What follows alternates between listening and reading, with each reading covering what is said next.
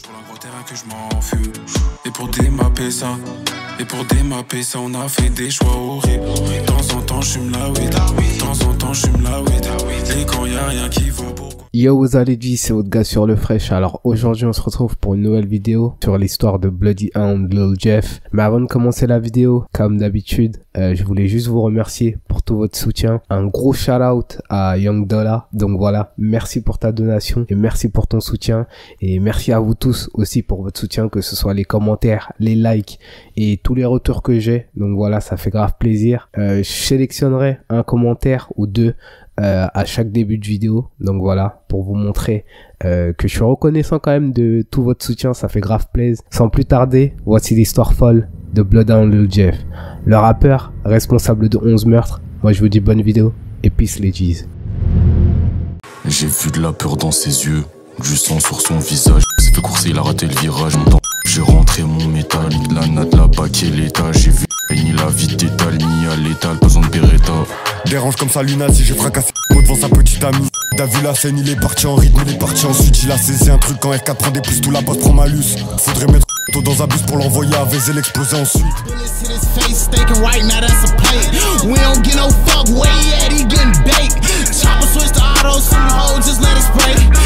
Nigga, go check the fucking stats for real. Y'all know what the fuck is going on. Real deal. Boy, McBud twins. And he lost his Mick brother. I gotta relate to that. I took a nigga little brother. A teenager was shot in the parking lot of a McDonald's. Happened around 9 o'clock this evening here on the 2800 block of Cotman Avenue. Authorities say the 17-year-old victim was shot numerous times, and it appears the glass portion of the door into the restaurant was shattered. There's no word yet on whether the man was an employee or a customer. The investigation is underway. Always keep getting belt the ass, somebody go give them help. Shout out to the DMV, but somebody on Baltimore just got the belt. 4 shooters bounced that out. Hit him 12 times, they did it well. Thank you. Hit him 12 times, they did it well. Breaking overnight, an ambush and murder on a West Philadelphia street. Police say 4 men got out of a car and fired 43 shots at a man in his 20s. 12 bullets hit him. Officers rushed to the scene, the 5400 block of Baltimore Avenue, and took the victim to Penn Presbyterian Medical Center, but he could not be saved.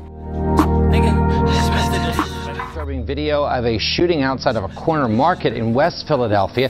Happened just before 9 a.m. yesterday. Police say a man with a gun came up to another man outside of the store at 56th and Market. The afternoon of July 26th on State near 86th, and you'll see it here. It happens fast, just 8 seconds, but we can see it from several angles. 3 gunmen in a black Dodge Durango get out of the car and then start firing. A 31-year-old man was shot and then run over by that SUV. He died from his injuries. It's Mr. Disrespectful. No, fuck who you ass nigga, Mr. Disrespectful. When it's on J every block, I swear they getting punished. Pop off with the switch, whoever run, I swear I'ma tap his pumpkin.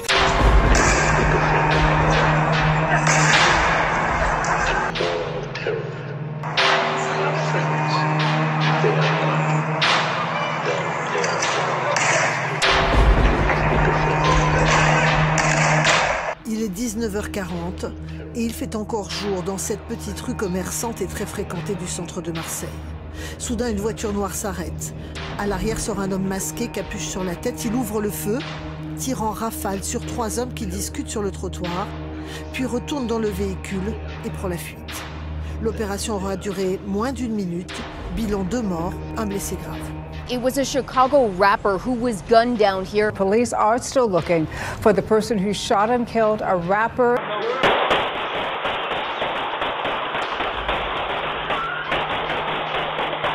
Chicago police say nearly 60 rounds were fired here on 79th and Carpenter. Stop blowing your gun, you're not getting on this shit. Y'all finna shoot?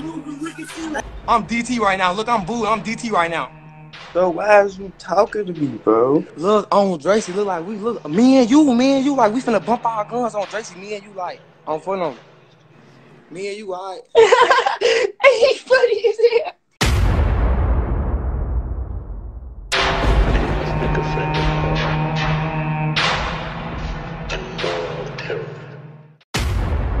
You see tow truck? Tow truck. What? They sitting right there. I don't see that yet. They right there. You don't see that yet. all the way to your right. They sitting right there in the field. Y'all better stop playing, man. Y'all better stop playing. We ain't never ducking tacos, bitch. We out here trying to play. Walking down on they block with them AIPs and Drakes. If you ever diss my brother, now we pop up where he stay. Knock, knock, who is that? That's just me and my new pole. T'es bon qu'à raconter ta vie, j'étais tout seul, c'est fini les descentes. À deux ça t'éteins dans ta ville.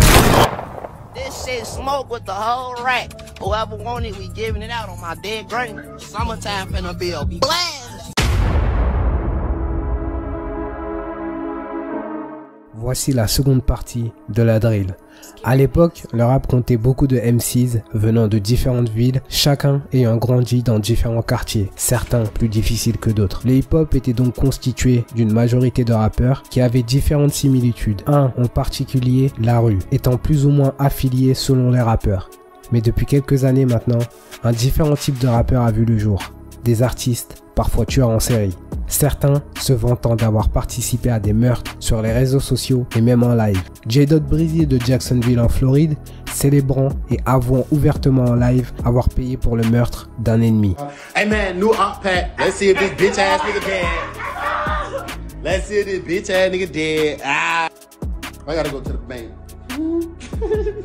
En 2021, cette fois à Chicago, un autre incident a causé la mort de Taekwon Lil Tay du set de Taekwon World. Ce dernier va être abattu de plusieurs balles après un live Instagram avec un rival, Twon du set 800. Il faut savoir qu'en démarrant un direct, ils risquent leur vie. Faisant partie d'un gang, n'importe qui peut avoir leur position exacte, comme récemment lors d'un autre direct durant lequel Lil Marty du set Jojo Gang va être abattu sous les yeux de ses spectateurs.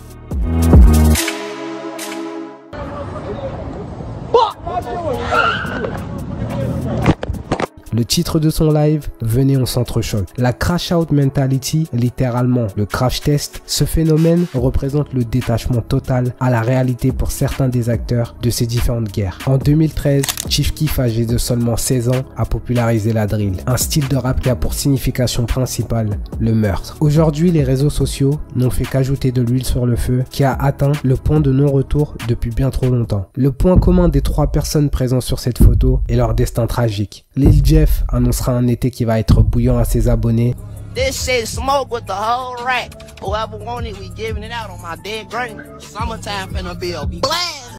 Et l'été chaud qu'il prédisait surviendra. Car en l'espace de 3 mois, Lil Scoom va perdre la vie abattu à Chicago. YBC Dool, originaire de Philadelphie, apparaît dans une vidéo tournée en mai et publiée le 23 août 2024. En interview avec le youtubeur Brandon Buckingham, il prononcera ces mots. All the real niggas fuck with me. What Lil Durk say at the end of that song? Like, real niggas fuck with me. Like, the street niggas could vouch for me. Anywhere I go, nobody don't play with me. I never got robbed. I never got touched, shot at in the city. Yeah. 24 heures après la publication sur YouTube, YBC Dool sera abattu.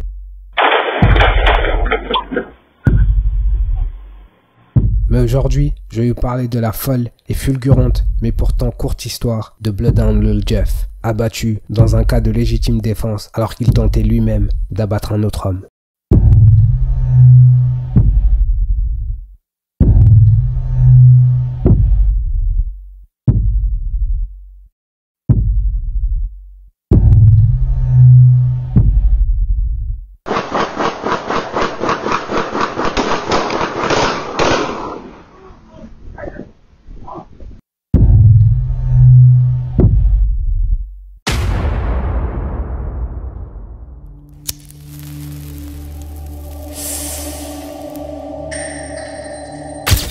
Jeffrey Harris, aussi surnommé Lil Jeff ou encore Jeffrey Dahmer, est né le 14 juillet 2002 à Chicago. On ne sait pas grand chose de son enfance, excepté qu'il était un enfant tout à fait normal, allant à l'école et jouant au basketball, un sport qu'il affectionnait tout particulièrement. Malheureusement pour lui, n'étant pas sélectionné au sein de l'équipe de basket de son lycée, lui qui rêvait d'être le prochain grand basketteur finira perdu et déçu. Ce qu'il mentionnera dans son interview avec DJU TV. I was trying to play basketball, but that's around the time I ain't make the varsity team. So at 16 was when I was realizing this shit real. I don't know what the f I'm gonna do. Cause you know, after that point, it's like once you don't make that team, it's over. Malgré sa déception, il obtiendra quand même son diplôme. Mais petit à petit, Lil Jeff s'écartera du chemin de l'éducation, commençant pas à pas à se rapprocher de la rue. Originaire du quartier revendiquant le set Drill City à la 79e entre Drexel et Ellis, ce set avait conclu une alliance avec d'autres quartiers, notamment Trap City, Chris World ou encore MTV, constitué de Black Disciples et Gangster Disciples. Aux alentours de 2012, au cœur de Drill City, des membres vont fonder une clique nommée Bloodhounds, chien de chasse en français. Une clique composée de membres des différents quartiers que j'ai cités précédemment. Si je peux vous donner un exemple similaire, O-Block avait fondé la clique du Get Back Gang, composée de membres d'O-Block, mais aussi de 600. Une petite précision, la plupart des membres actifs de gang grandissent dans un foyer monoparental, souvent des mères qui élèvent leurs enfants seuls. Le fait de ne pas avoir de figure paternelle augmente drastiquement les chances qu'un adolescent fasse l'usage de drogue, commette des crimes et adopte différents problèmes comportementaux. And so did you grow up with both parents in the household? Just my mama and my brother for real, and my grandma. My mama, my older brother, and my granny. Word. Yeah. So what was Pops? Whatever the fuck he was, shit, I don't know. We cool now though. That's my boy, but at that, you know how that shit be, man. En ajoutant à ça l'environnement dans lequel ces enfants grandissent, la désensibilisation à la violence ajoute un autre problème majeur, d'où la popularisation de la crash out mentality. Les statistiques montrent que 85% des enfants montrant des problèmes de comportement sont issus de foyers sans père. 85% des jeunes prisonniers sont aussi issus de foyers sans père. C'est le cas aussi de 72% des adolescents meurtriers. Âgé de 18 ans, Jeff ayant un père quasi absent sortira du porche. En anglais, jump off the porch, une expression qui signifie le passage à la criminalité. So around what age did you jump off the porch and start hanging out in the streets? I'm gonna say when I came outside for real, I was like 18 type shit. Okay. I just turned like 18. Okay. But the shit I'm doing now is shit I've been seeing my whole life, you know what I'm saying? I told you I got an older brother. So this shit ain't nothing new for real, it's the same shit I've been seeing. Un incident surviendra et sera la cause de sa transformation soudaine. La mort particulièrement atroce de son cousin Z-Money. Après ça, il deviendra l'un des tueurs en série les plus actifs du sud de Chicago. Mais avant de vous parler de ça, je vais essayer d'être le plus clair possible dans mon explication pour que vous ne soyez pas perdus. Comme évoqué précédemment, Drill City, Chris World et Trap City ont formé une alliance pour faire face à d'autres sets tels que Evans Mob, Hit Squad, A-Tray Mob ou encore TYMB. Ils vont fonder le mouvement 06679 qui est l'adresse où leurs différents quartiers sont situés. Chris World à la 66e de Market, tandis que Trap City et Drill City, eux, se trouvent sur la même rue, la 79e. Après 10 ans d'alliance, cette dernière volera en éclats. Après la mort d'un membre aimé de Drill City, le petit cousin de Lil Jeff, Bloodhounds Z-Money, mentionné précédemment, supposément abattu par un membre de Trap City.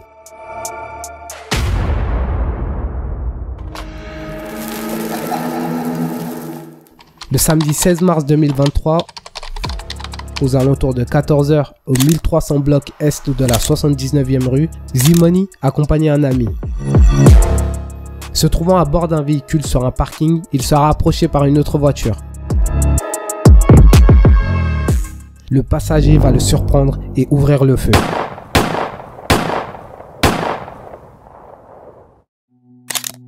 Il tentera de s'enfuir, mais tragiquement, Z-Money de son vrai nom Zahir Nelson, âgé de seulement 22 ans, sera atteint par 29 balles. Entendant la commotion à l'extérieur de la boutique du tailleur, son ami tentera tout de même de riposter, mais en vain. Les assaillants vont réussir à prendre la fuite. Craignant d'être poursuivi pour avoir fait usage de son arme et pour port d'armes illégales, il n'aura d'autre choix que de l'abandonner sur les lieux de son décès. Voici ce qu'il a rapporté à des journalistes. Je n'ai pas pu le sauver. Je l'imagine mourir seul. Ça m'a dévasté. Zahir sera tristement la 4000e victime d'un crime par arme à feu non élucidé depuis ces 10 dernières années à Chicago. Le 3 avril 2023 auront lieu ses funérailles. Présent lors de cette dernière, JB Ben Laden, un rappeur ayant collaboré avec LA Capone ou encore Rondo No. 9, Bloodhound Q50, un autre rappeur aussi cousin de Zahir, et Bloodhound Lil Jeff. D'après les rumeurs, Jeff serait responsable de 11 meurtres, ce qui peut être totalement faux, mais peut être aussi plausible. Différents tireurs ont supposément atteint le double digit, en français les 2 chiffres, signifiant le passage à 10 meurtres, voire plus. Mad Max par exemple du set NLMB, supposément responsable de 13 meurtres. Pluto 2 Times du set Ghost Mob ayant supposément atteint les 10 victimes. Il est responsable d'une fusillade lors de laquelle il va tristement abattre 3 personnes lors d'une seule et même attaque. Mais comme avec Lil B, je vais uniquement aborder les meurtres pour lesquels Jeff est le suspect principal, c'est-à-dire 3 meurtres. 3 mois après le meurtre de Zahir, Jeff prendra la décision de le venger, perpétuant ce cycle interminable de la vengeance. Il abattra à son tour un membre du quartier responsable de la mort de son cousin, Trap City. Le dimanche 23 juin 2023, Lil Jeff passera à l'acte dans le quartier de Little Italy, plus précisément au 1300 bloc ouest de la rue Taylor. Lil est monté dans un véhicule, celui de Robert Smith, un chauffeur de 52 ans conduisant pour Lyft, une compagnie similaire à Uber. Comme à son habitude, Smith va se mettre en route pour rejoindre la destination de son client. À peine son passager installé à bord du véhicule, un crissement de pneus va l'alerter. Il va ensuite apercevoir un homme pointant son arme sur la fenêtre arrière de sa voiture avant qu'une pluie de coups de feu s'abatte sur son client. Accélérant à toute vitesse pour prendre la fuite et sauver son passager, son véhicule va être poursuivi par l'assaillant à pied. Selon lui, au moins 20 coups de feu ont été tirés en direction du jeune homme qui sera grièvement blessé. Smith fera tout son possible pour lui sauver la vie. Il déclara plus tard aux journalistes « Je m'en foutais des feux et des radars. Je voulais qu'il survive. J'ai prié tout le long du trajet pour lui. J'ai prié pour que les chirurgiens lui sauvent la vie. » Malgré les efforts de Robert Smith, Lil, de son vrai nom Jalil Goins, âgé de seulement 19 ans, succombera malheureusement à ses blessures. Jalil était le fils du dirigeant d'une association nommée Project Hood avec pour but la lutte contre la violence, cette même violence à laquelle il deviendra lui-même victime. Bloodhound Lil Jeff mentionnera son meurtre durant un live Instagram, se vantant d'avoir été celui qui l'a abattu.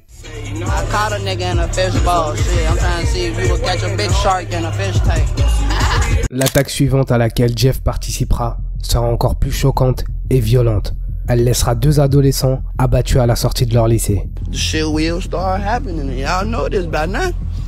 I went black for like a week, and poof. Gotta go after that one. Poof.